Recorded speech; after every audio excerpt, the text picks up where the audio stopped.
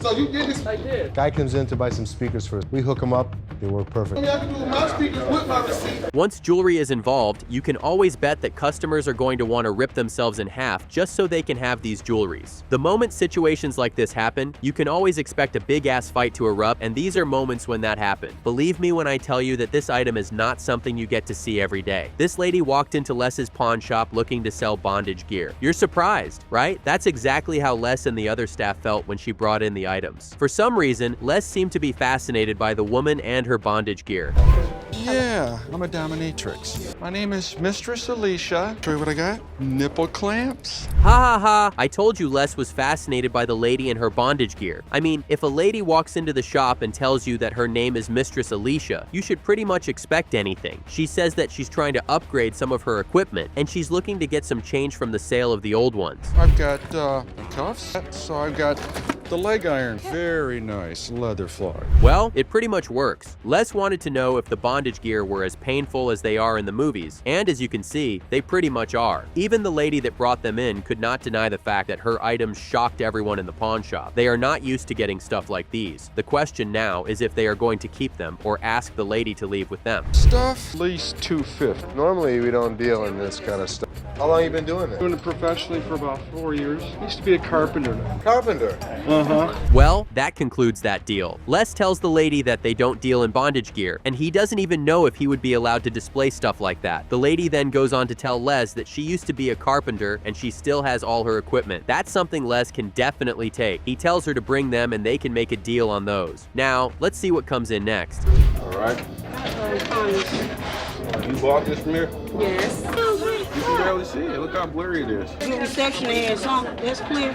You can tell that made her pissed. This lady walks in with a TV and says that she wants to pawn it. She says she wants $75 for the TV, but there's just something off about the TV. First, she can't provide a receipt, and secondly, the TV seems to be in a bad state. The staff offers $15 for it, and that just seems to piss her off real bad. That ain't right. Y'all robbing us. We ain't robbing. That's not fair. So I can't get $50 for my TV. 15. What we gonna do with $15? I got 2 bags. That's McDonald's money right there. At least they won't have to deal with that lady anymore. I wasn't even sure she was going to agree to leave when they asked her to. She looked like she was ready to cause some trouble, and you can always trust Les to be ready for anything. She says she's going to go some other place to pawn the TV. Well, good luck to her. How you doing? Hi. Good, how are you? Accordion here. I like to real mother of about pearl. That thing looks older than my granddad. I'm not even going to lie. This dude walks in with an accordion that's probably older than Les himself. But from the look of things, Seth and Ashley seem to really like the accordion. Is that going to be enough reason for them to buy it? Well, let's find out. What are you looking for? This thing was beat up to the 9. Beautiful, no? Kind of wore out like now, you know, Right. times are bad. Haha, that's not going to happen. The dude tells Ashley and Seth that he saw somewhere online where the accordion was sold for about $1,000. But here's the thing though, this particular accordion is in very bad shape. The accordion has seen years and has been beat up real bad. There's no way he is getting $1,000 for it. I don't really know somebody that can fix this kind of... Times are hard, we all know that, right? I live in Monroe, I drove all, so I just use this. What do you guys give me for this? This guy is really unbelievable. If he wants to sell his prosthesis, then you can tell he really needs some money. Seth and Ashley told him that they don't know anyone who is going to be able to bring the accordion back to shape, and so they can't buy it. What does he do next? He offers to pawn his prosthesis. Imagine that? Looks like I'm about to win a bet, huh? How you doing? How you doing? Good, how are you? All right, hanging in there. Getting to retrieve my leg. Perfect. Up here to get it back, so I'm not hopping around on one leg anymore. Now isn't that a surprise? The dude who pawned his prosthesis for $50 comes back to the pawn shop telling them that he wants it back. Walking has been very difficult with the crutches, and now he misses his prosthesis and wants it back. Somehow, everyone in the pawn shop doesn't seem to be surprised by the fact that he came back. What was he really thinking, wanting to sell his prosthesis? Thank you very much If you ever again. need anything. Thank you, sweetheart. Thank you Yeah. very much. I appreciate Good it. day. You guys be cool, man. I'm not gonna buy a chopped head. Ha ha ha ha. I honestly won't be surprised if that dude comes back to the pawn shop looking to sell something out of the ordinary again. He is just full of surprises. Oh well, that ends the story of how a prosthetic leg found its way to the pawn shop. Let's see the next item that's going to surprise us. Need it if he walked in with it, but he also walked in with 2 crushes. What were you pawning for? 50? I have to agree with Ashley. It's It's really sad that that guy gave up his ability to walk just so he could get some money to buy his next meal. Ashley was initially skeptical about buying the prosthesis. She was about to tell the dude no when Les offered to buy the prosthesis for 50 bucks. And just like that, a deal was made. He might not have sold the accordion, but he also didn't go home with an empty pocket. Check that out. Pawn shop business is a day. It's life and death. When I was younger, it was Friday, 31st of December. Wow, if I were to be in Seth's shoes, I would honestly be freaking out on a major level. Les calls Seth to come look at a newspaper. Here's the crazy thing. The newspaper shows a situation where Seth's grandfather was held up at gunpoint. Les remembers the story really well, and trust me, it's very scary. Let's just say Les took Seth down memory lane and told him some things he is never going to forget. Les explained how the whole thing happened, and from the look of things, they might end up going to see the site where the whole thing went down. I can't wait to see Seth's reaction when that happens. So, Dad, you haven't been here in 20...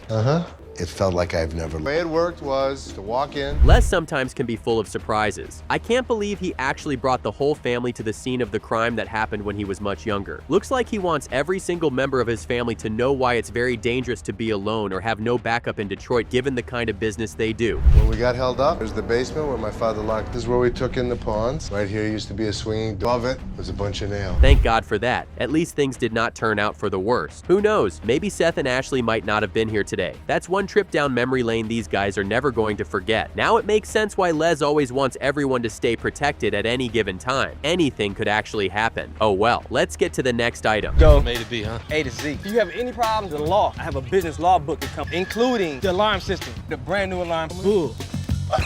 Does it come with food? Now let's be honest, that is one cool looking 1989 Cadillac Rome. The staff in the pawn shop couldn't deny the fact that it was a masterpiece. The dude told them he wanted nothing less than $3,000 for the Cadillac. I can sense a bargaining war coming up. Yeah, just make sure he takes the alarm system out of the car. I like the air freshener. It's a good scent. See with them in there. Put it in the back. Yeah, that's what I would do. Believe me, I swear I'll shoot it.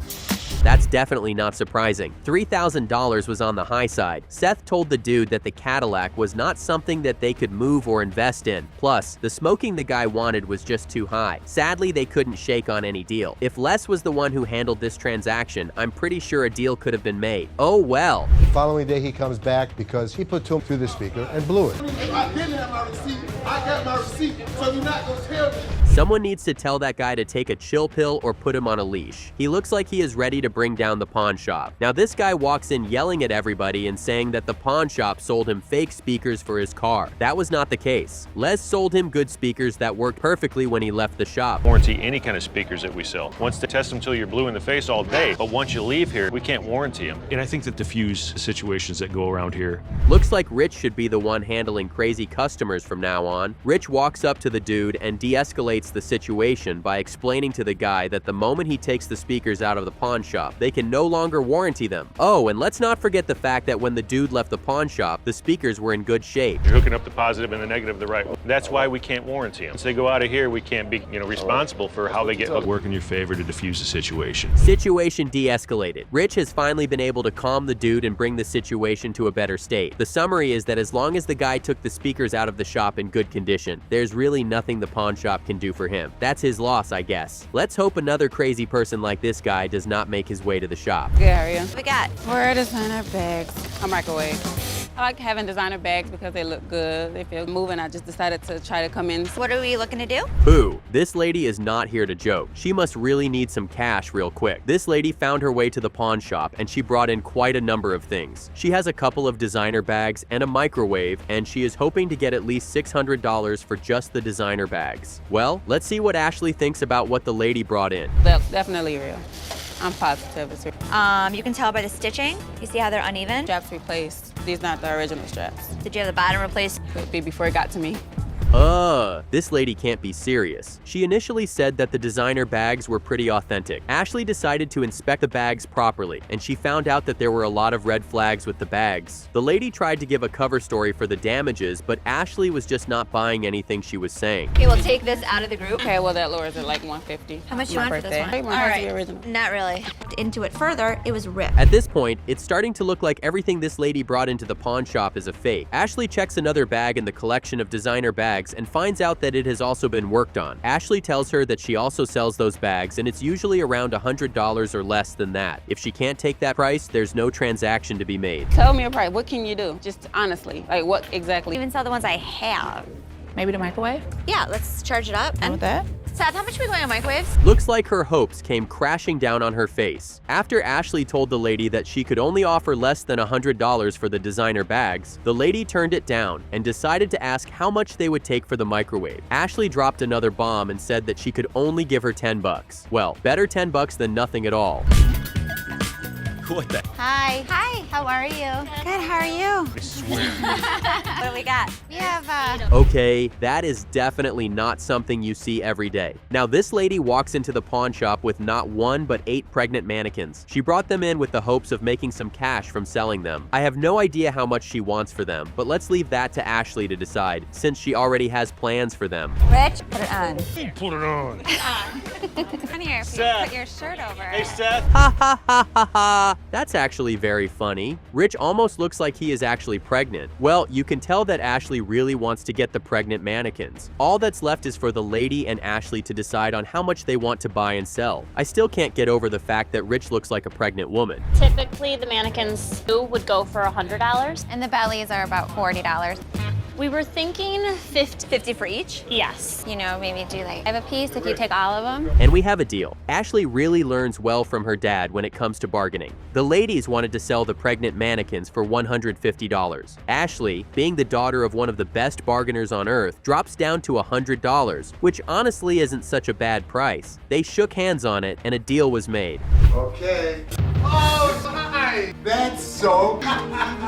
Seth has to be the best son for real. Today happens to be Les's birthday, and Seth had quite a surprise for him. Les has been wanting to create a design for his loan shop, and Les just outdid himself by making one of the best designs ever. It's all over Les's face. He is one happy and proud old man. Is that cool? Happy birthday. That is so great. I guess turning 6, big deal. Thank you so much. Here I go again. This has to be the sweetest thing ever. You can see that Seth just made Les the happiest dad in the world. I don't think I have ever seen Les close to tears before. This is a very rare occurrence, and it's more beautiful that it's his son that did it. Oh well, let's get to the next item that comes into the pawn shop, shall we? Good, how are you? Good, thank you. What do I do for you? Well, got some stuff here. Okay. Thought that maybe I could pawn it. Sure. I can't be the only one who saw the look on the staff's face when the dude brought out the meat cleaver. That's one scary tool to be carrying around. Well, this guy is looking to sell 2 items. The first is a sex book from 1940 that talks about how people can attain and practice the ideal sex life. The second item, as you can see, is the meat cleaver. I thought it was pretty cool. It was a pretty cool looking meat cleaver. What I'll do is I'll call out my boss and I'll have him take a look at this stuff. Sure, it would be great. Well, Les seems to find both items intriguing. The staff had to call in Les because they couldn't understand why someone would combine a meat cleaver and a box that talks about sex.